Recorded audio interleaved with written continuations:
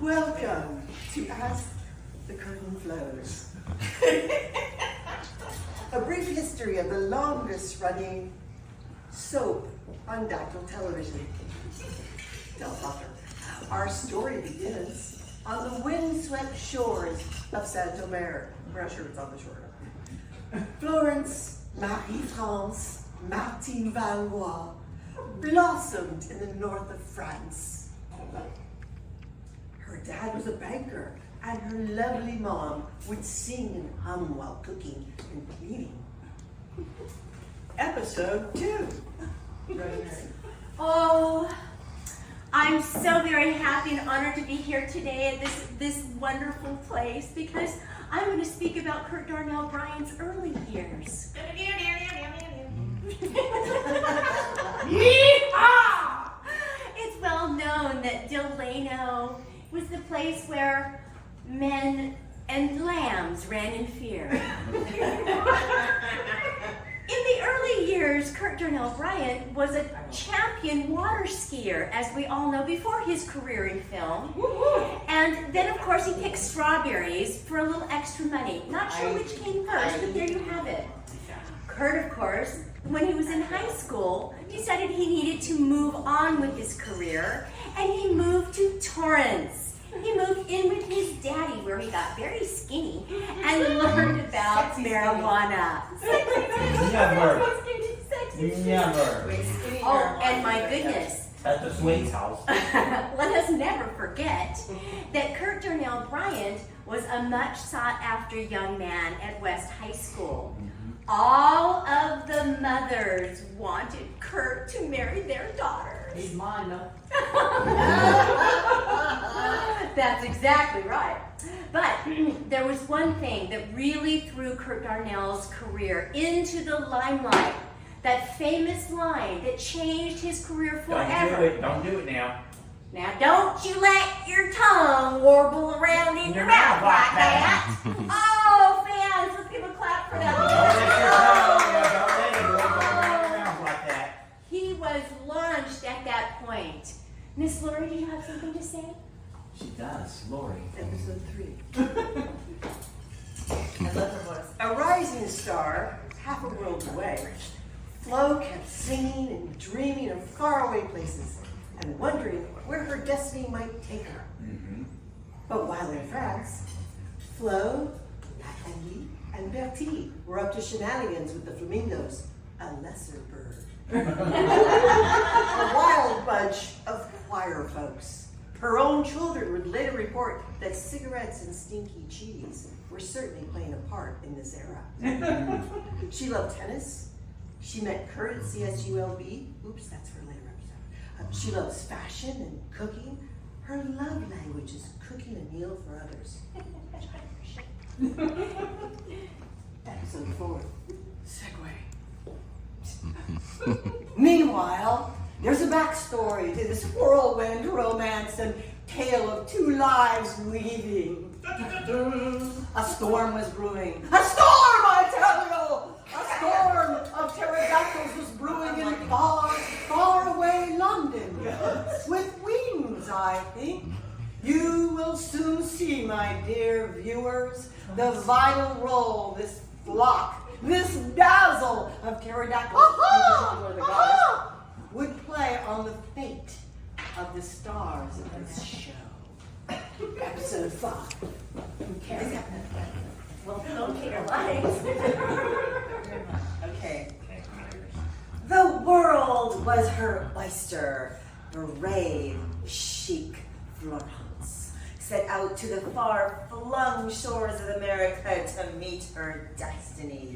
Yes. With many episodes in between, some of which are not suitable for children. We join our plucky heroine in glamorous Long Beach, California, the setting for Grand Theft Auto.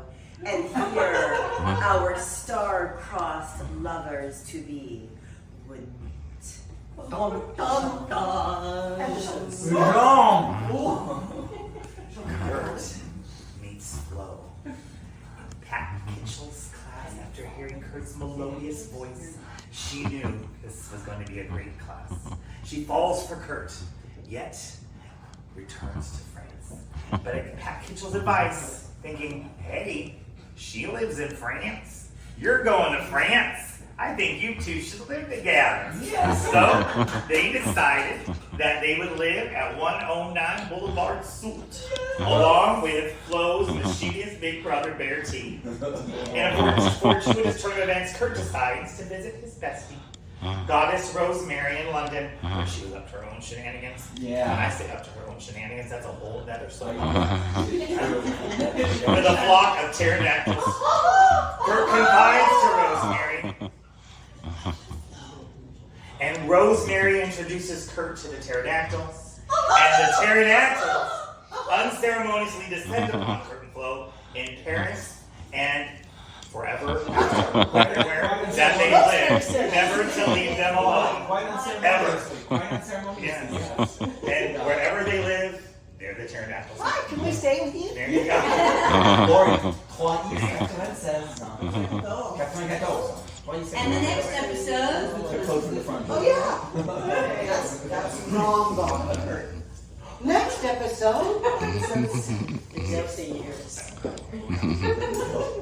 The Delta years. Curt joins Delta Airlines with all of his friends and best fans. Moi. Get all fly free. I didn't get that. Well, you. Let me say it because your sister Rosemary never told you. She's a buddy passporter. She was, yes. Yeah, buddy passporter. Anyway, this way your best fans could visit you wherever you moved in the world, which were a lot of places. Brooklyn, Paris, New York, and beautiful Gardena. With the pool. Somehow they ended up in Torrance. This was a good thing. More places for the pterodactyls to stay or visit were the famous stars of the screen. Donna Ray and Jerry Don had infamous pool parties. The pool parties. By the way, intervene here. Yes. Donna Ray said you should all come to Gardena and For the pool party. Back to you. Back to you, Sandra D. Flo gets a job at Fashion Resource in Vegas. Not necessarily in that order. Next. No, it's here. In the next episode. Commercial break. We pause our program for a commercial message. Ichabod Crane Steakhouse and Nightclub is located at 208 Sepulveda Boulevard in Torrance, California from November 1975 to June 1987. I'll return you to your regularly scheduled program. Now what is it? King's Hawaiian Bakery. Yes. Marriage. Uh-oh. Marriage. The storybook wedding took place at Notre Dame Cathedral in Saint-Omer. Although Flo doesn't really live in Saint-Omer. She lives in the city close by. Yeah, she lied. You caught her. She lied. You caught her. That's a side. I remember the day I saw that episode of Curt and Flo's, and on that episode, she really lives somewhere. Anyhow, the pterodactyls swooped in to join the festivities. And rumor has it, and I believe it was revealed in episode 7, that the secret to the successful marriage was the fact that John Taraj slept under the wedding dress. Yes. At his parents' house, across from where the mother had hung his laundry. Right here. This is why they're still in love. That's where I'm at. Sorry, I lost my place. At the wedding close, parents, her grandmother stayed up dancing all night, possibly tripping over slump-sleeping Americans who couldn't keep up with her. Because we all went home long ago. Yeah. My grandma was in her late 80s. Thank you. Thank you for not stepping on my lines. Eventually, while Curt, of course, is living in Gardena with the beautiful bride Flo, 1432 Redondo Beach Boulevard to be exact. Curt, of course, has a part-time job, but it's only temporary. Flo, of course, is working, and they decide it's time to have babies. Oh, they had 3 beautiful, cuddly, adorable prince and princesses of the pterodactyls. their offspring were interviewed for this show, and they all agreed on one thing. Mom makes the best poulet in the world. That's the one. That's the one. 5 stars, top chef, they all agreed. What else? Well, she also makes the best than anyone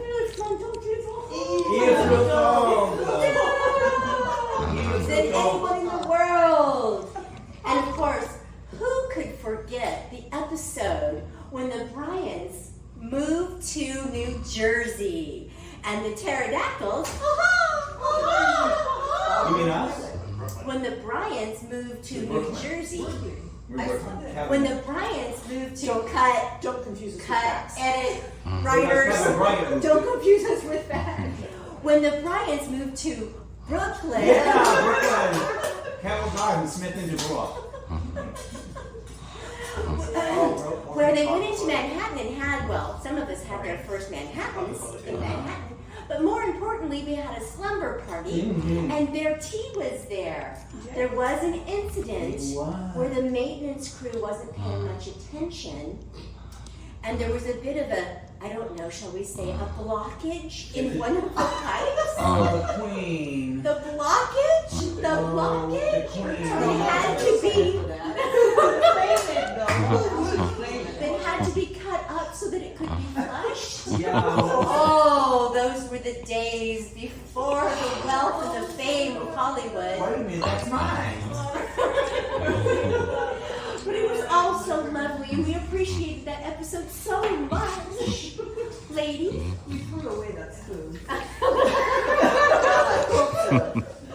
Even before Curt and Flo sang their famous song along with the Eagles.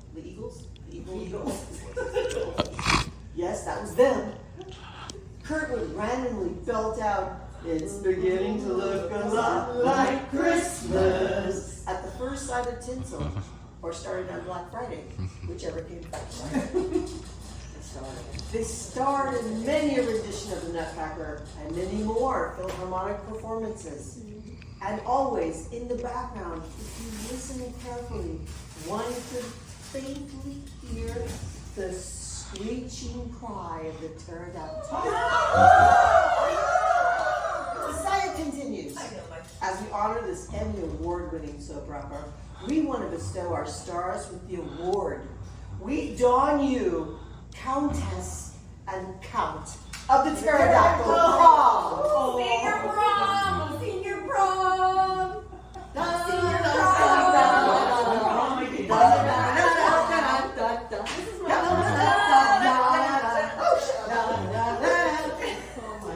I'm so glad we're all mature and all It's backwards.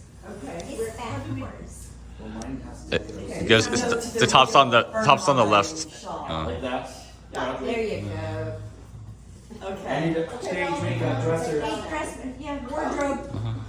Okay, we're all going to take a I don't believe anybody was calling for it I now. don't think they asked for an encore. I don't believe there was an Encore. I don't believe there was an encore clap or anything like Bravo. Come on, everyone. Come on. Maureen says that we're bowing whether you want it or not.